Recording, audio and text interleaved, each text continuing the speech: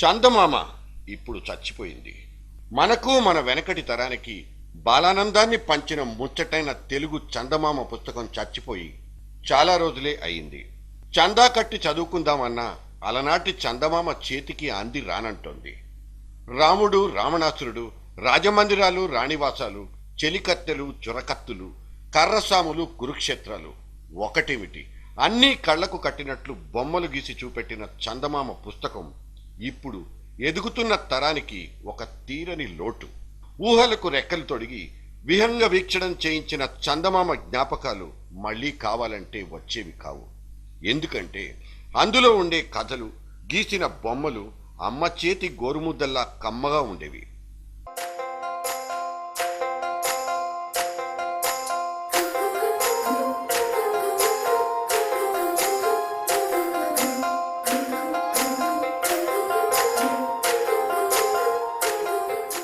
చిన్న పిల్లల్ని అలరిస్తామంటూ టెలివిజన్ తెర మీద ఎన్ని విప్లవాలు పుట్టుకొచ్చినా అన్నీ చందమామను మరిపించలేక చతికిలబడిపోయినవే. చిరంజీవి లాంటి మెగా మెగా వాయిస్లతో వచ్చిన హనుమాన్ కథల్నే విని మర్చిపోయింది ఈనాటి కిడ్స్ వరల్డ్. కార్టూన్ గీతల్ని డిజిటలైజ్ చేసుకుని ఇటువంటి ప్రయత్నాలు ఎన్నో జరిగినా ఇప్పటికీ చందమామ లేని లోటు లోటుగానే మిగిలిపోయింది. పురాణాల్ని, ఇతిహాసాల్ని, రాజరిక వైభవాన్ని తెర మీద చాటి చెప్పిన బ్లాక్ అండ్ వైట్ సెకండ్తోనే అప్పటి సినిమా బాగా బతికేసింది. జగదేక వీరుని కథ, గండికోట రహస్యం, చిక్కడు దొరకడు, ఒక్కో ఫిక్షన్, ఒక్కో స్టోరీ, ఒక్కో సక్సెస్ఫుల్ థియరీ.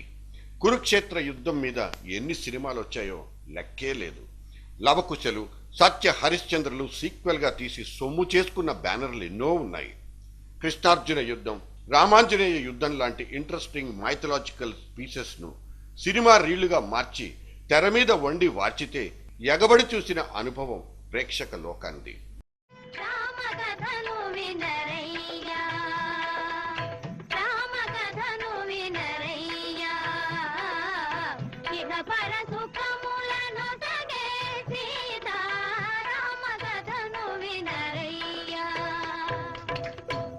అయోధ్య నగరానికి రాజు దశరథ మహారాజు. మాయాబజార్లో హాయ్ హాయ్ నాయక డైలాగ్ ముక్కను, వివాహ భోజనము లాంటి పాటల విందును కలర్లోకి మార్చుకుని మరీ ఎంజాయ్ చేస్తున్నామంటే దాని క్రెడిట్ ఎంతో అర్థమవుతుంది. అప్పట్లో రిలీజ్ అయ్యే 4 సినిమాలు మైథాలజీ మీదనే డిపెండ్ అయ్యేవి. రాజ టీవీతో రెచ్చిపోయేవి. వివాహ భోజనంబు వివాహ భోజనంబు వింతైన వంటకంబు ఇయాల వారి విందు ఒక్కొక్క నాకే ముందు. వివాహ భోజనంబు వింతైన వంటకంబు ఇయాల వారి విందు ఒక్కొక్క నాకే ముందు. అందుకే తెలుగు సినిమాలో పౌరాణికం మళ్లీ పుట్టింది. సాహసం చేరా డింబక అంటూ తెలుగు సినిమా మైథలాజికల్ ఫ్లేవర్లతో మళ్లీ జనం మీదకు దూసుకొచ్చేసింది. మీరు గమనించే ఉంటారు, ఈ మధ్య హీరోల డైలాగ్ డెలివరీ మారింది. కాస్ట్యూమ్స్ టేస్ట్ చేంజ్ అయిపోయింది.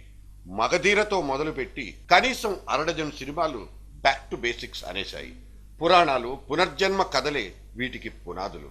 షేర్ ఖాన్ సైన్యంలో 100 మందిని వరుసపెట్టి మట్టుబెట్టిన రామ్ చరణ్ కత్తికి అభిమాన లోకం ఎంత గట్టిగా జిందాబాద్ కొట్టిందో మనము చూశాం.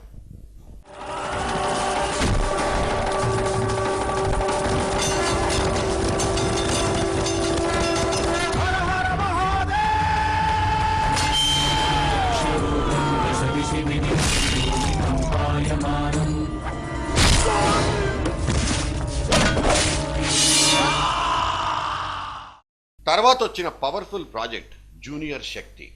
ప్రేమ దేశపు యువరాణి వెంటపడ్డ ఎన్టీఆర్ ఫ్యాన్స్ కు కొత్త టేస్ట్ చూపించారు. సినిమా లాభనష్టాలు ఏవైనా థీమ్ మాత్రం రిసీవింగ్ ఎండ్ నుంచి ఊహించిన మేర మంచి స్పందనే కనిపించింది. యమదొంగ సినిమాతో ఈ తరహా టాలెంట్ ను అంతకు ముందే ఎన్టీఆర్ ప్రూవ్ చేసుకున్నాడు.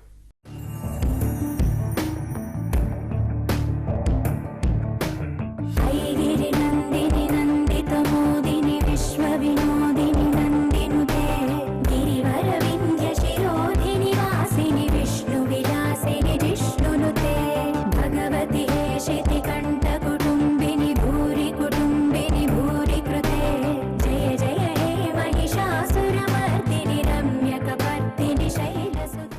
ఇక్కడ మేము చెప్పదలుచుకుంది సినిమా జయాపజయాలు, బడ్జెట్ లెక్కలు, బాక్సాఫీస్ పద్దుల గురించి కానే కాదు. సినిమాలు అడాప్ట్ చేసుకున్న కొత్త థియరీ గురించి మాత్రమే. దీన్ని కొత్త తరానికి పాత వాసనలు చూపించాలన్న ఔత్సాహికం అనుకోవచ్చు, లేదా పడిపోతున్న సక్సెస్ రేటును నిలబెట్టుకోవడానికి చేస్తున్న కొత్త ప్రయత్నము అనుకోవచ్చు. ఆడియన్స్ ఫ్యాసినేషన్ ని పసిగట్టగలిగి పాత ట్రెండ్ అయినా కొత్తగా క్రియేట్ చేసి విజయవంతంగా నడిపించగలిగిన దర్శక నిర్మాతలకు హ్యాట్స్ ఆఫ్ చెప్పి ఎంకరేజ్ చేయాల్సిన కనీస బాధ్యతే ఇది. ఫార్ములా సక్సెస్ కాకపోతే ఒకదాని వెంట ఇంకోటి ఇటువంటి సినిమాలే ఎందుకు క్యూలు కడుతున్నాయి?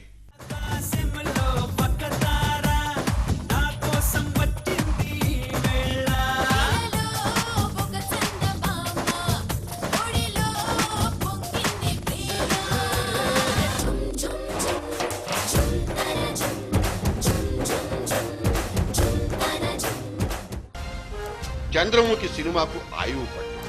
ఆ ఒక్క లకలక సీన్ అంటేనే ఎందరు కాదంటారు? ఎందుకు కాదంటారు? ఫ్యాసినేటెడ్ స్క్రీన్ ప్లేలో డ్రామా ఎంత బాగా పండుతుందో చెప్పడానికి చంద్రముఖి క్లైమాక్సే మంచి శాంపుల్ పీస్. కాంతారావు, రాజనాల, రేలంగి, రమణారెడ్డి వీళ్ళందరూ మళ్లీ పుట్టారా అన్నంత రసవత్తరంగా కనిపిస్తున్న తాజా మైథలాజికల్ మూవీలు అబాల గోపాలాన్ని ఊహాలోకాల్లో విహరింపచేస్తున్నాయి. కొత్త పుంతలు తొక్కుతున్న సాంకేతిక పరిజ్ఞానం కూడా ఇటువంటి ప్రాజెక్టులకు ఊపిరిపోస్తోంది.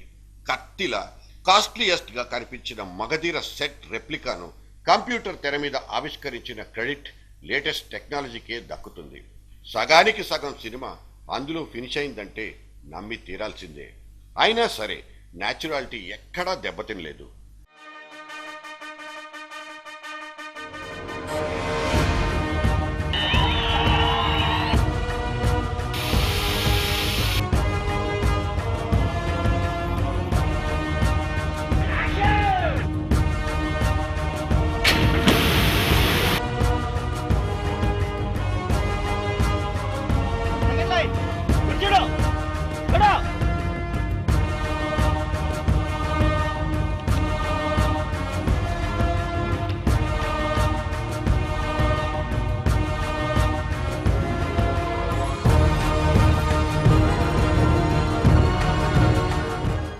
బద్రీనాథ్ క్షేత్రంలో 1.5 కోటి ఖర్చులో వేసిన సెట్ పాడైపోతే మళ్లీ 1.5 కోటి ఖర్చు పెట్టడానికి కూడా వెనకాడలేదంటున్నారు మెగా నిర్మాతలు. పోరాట యోధులుగా, ఖడ్గదారులుగా, వీరోచిత పాత్రలో కనబడాలనుకునే హీరోలకు ప్రొడ్యూసర్ల నుంచి కూడా భారీ సపోర్ట్ అందుతోంది.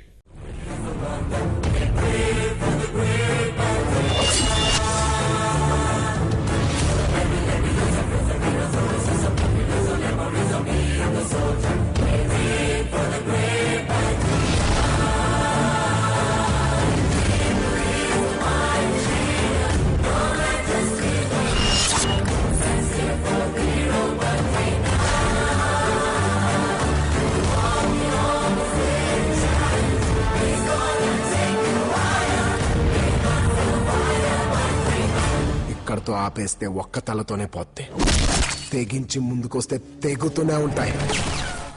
తెలుగు తెర మీద మళ్లీ పుట్టిన పౌరాణికం ఇంకెన్నేళ్లు బతుకుంటుందో తెలియకపోయినా చిన్నారి లోకానికి మాత్రం ఈ సినిమాలు చేస్తున్న మేధో సేవ సంతోషించాల్సిన విషయమే.